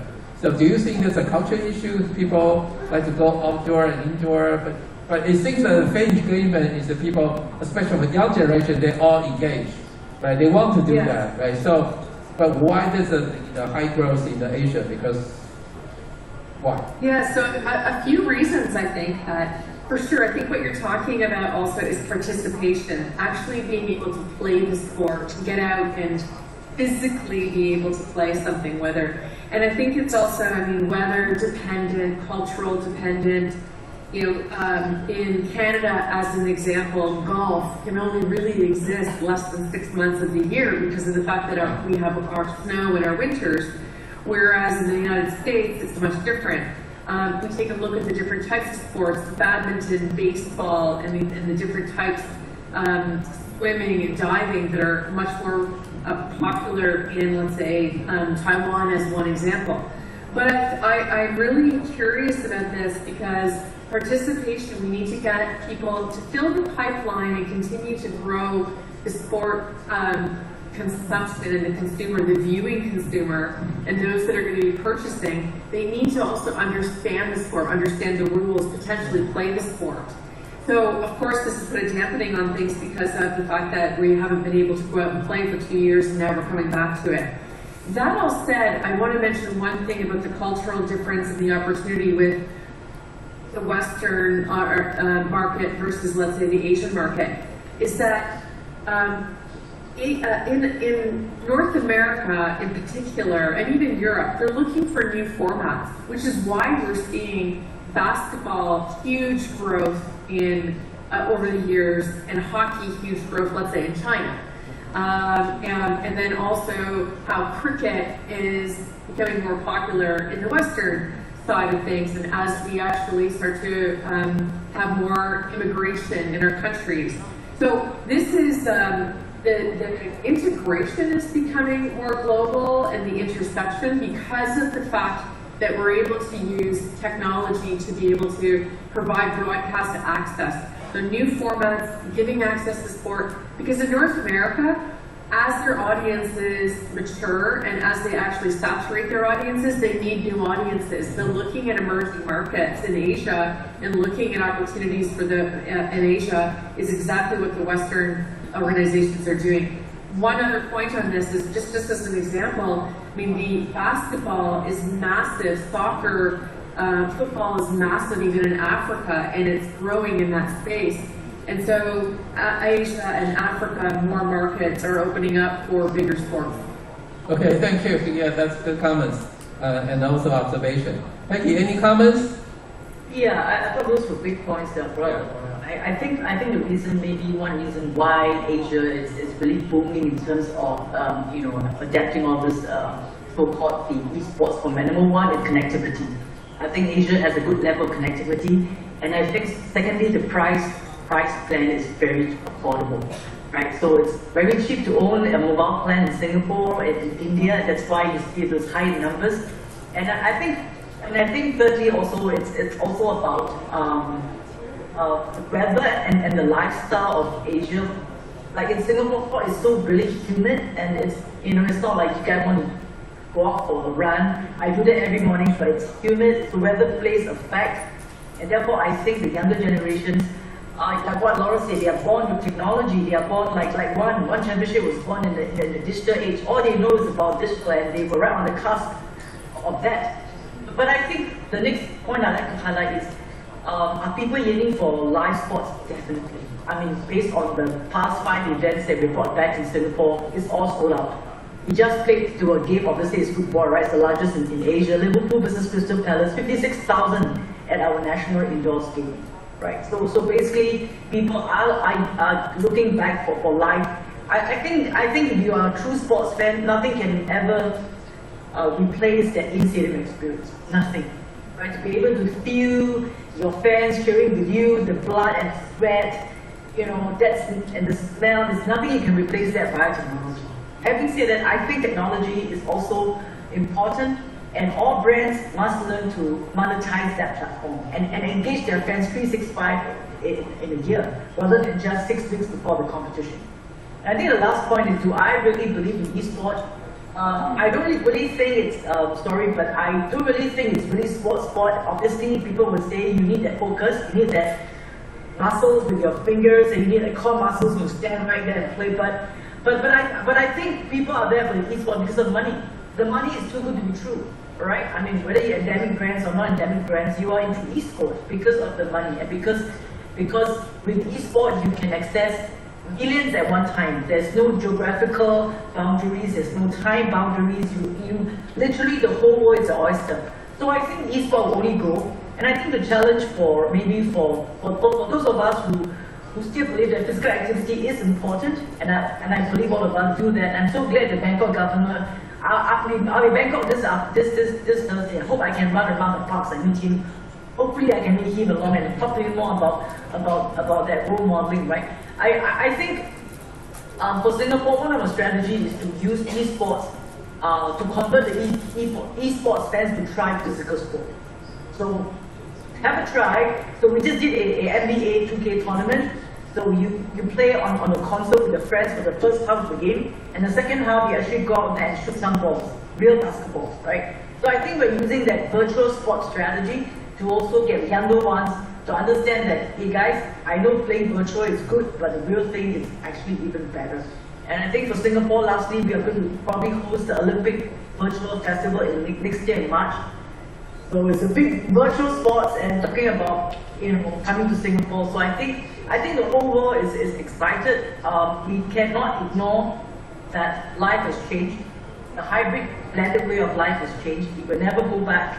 I don't think it will ever go back. So we need to embrace that and reimagine what the sports look like in this new whole world, the blended world and the hybrid world, and help each other as brands, as government bodies, as universities to advance the narrative of sport, so that we can all live better through sport. That's our Singapore motto. Yeah. Thank you. We always like your passion to make things possible, right? But I have one last question to Brad. Because you are the user, you actually have different outdoor, right? So how are you going to use the tools to do the fan engagement? Do you actually practically use that?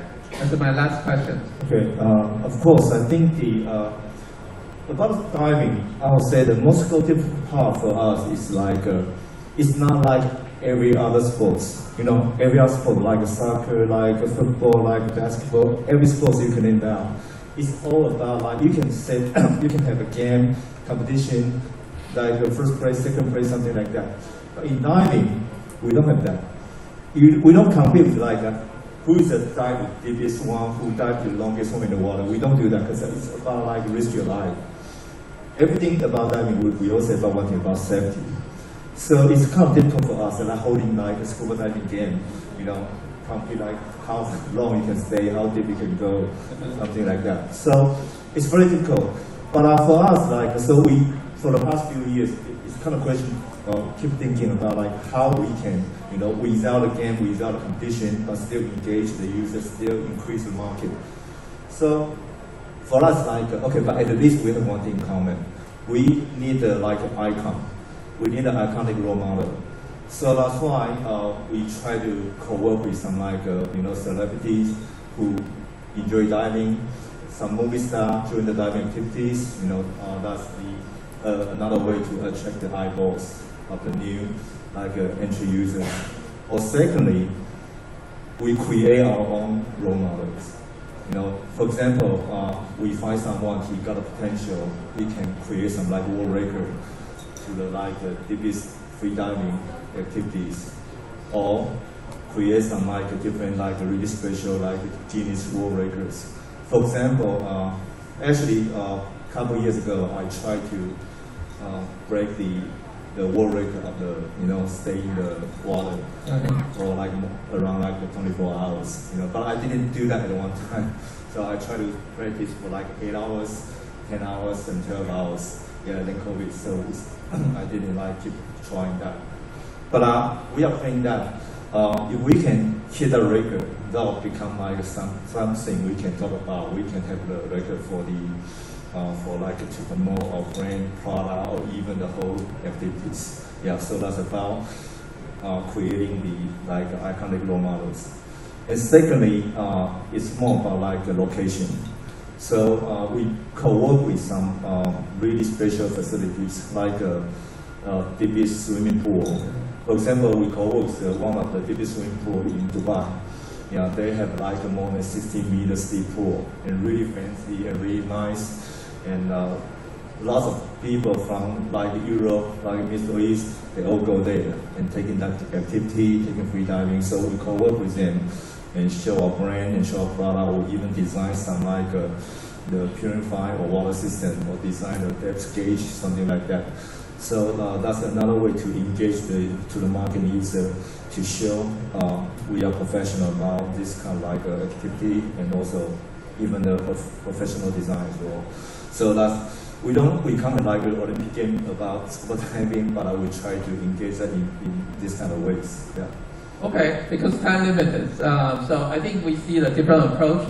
I think the culture, role model, unique place is the how you actually be able to engage more fans or the population into your sports.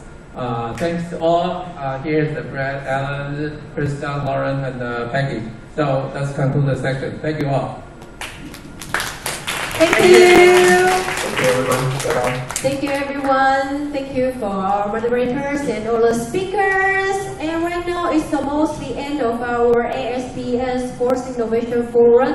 And right here, we're going to take a lunch break, and we will be right back at 1 p.m. here. Yeah, 1 p.m. here. And we would like to remind for the VIPs and judges here on site, please bring your bracelet at the reception desk. We do prepare the lunch for you. And for the audience, we prepare the refreshments and beverage right outside. And we'll be right back. Later on is the demo day. Very exciting. Okay? See you!